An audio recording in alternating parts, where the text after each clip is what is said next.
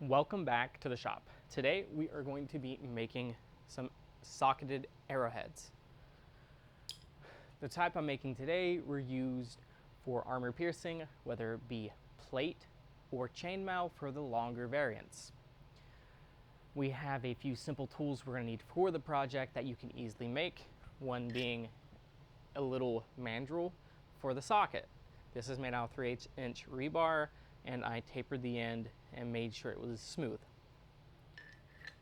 And we have a few options. Is once we do the socket, we need to cut the end off. So we have a little hatchet head that I retrofitted into being a hot cut by changing the edge geometry a little bit, and then I put this in the vise.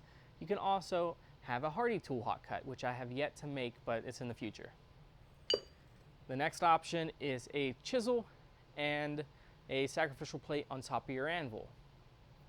Either one will work. The hot cut is just a little bit quicker when you're going multiple arrowheads.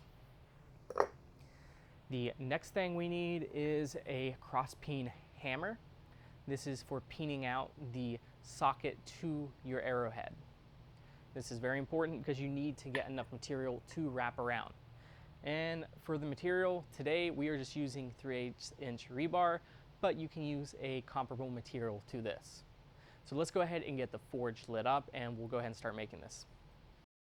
We are making a Botkin style arrowhead, which is similar to the Type 9 in this picture. But if you want to see other types, let me know in the comments below which type of arrowhead would you like to see made in a future video.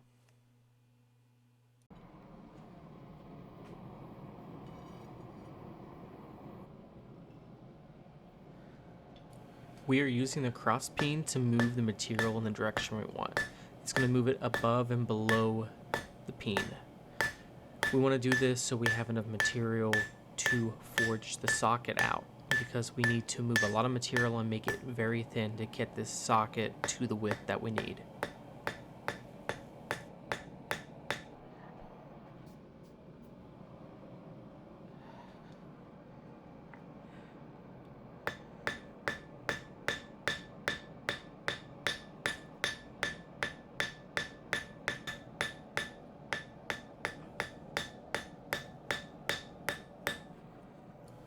We are folding over this material to go ahead and form our socket. You want to be careful not to completely smash this material because it does move very easy. We are going to round it over and then we're going to take it to our mandrel to go ahead and get the final shaping.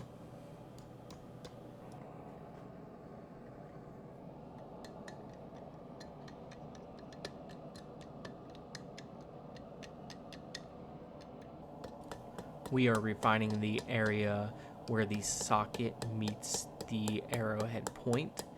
We want to go ahead and do this because it's going to reflect in the final product.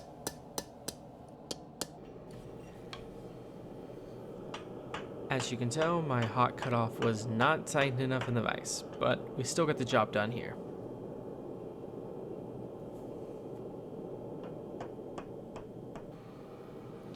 Another tool that is going to be very useful once you cut off the point is scrolling tongs.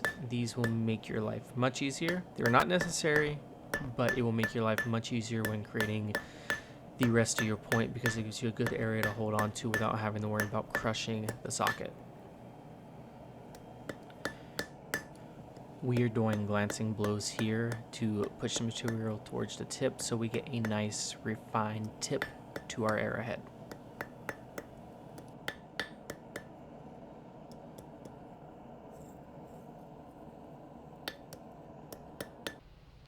Here we have the finished arrowhead all done. We put a little bit of beeswax and a little bit of boiled linseed oil on it to protect it, but this is basically complete. To make this completely usable, we'd sharpen it just a little bit.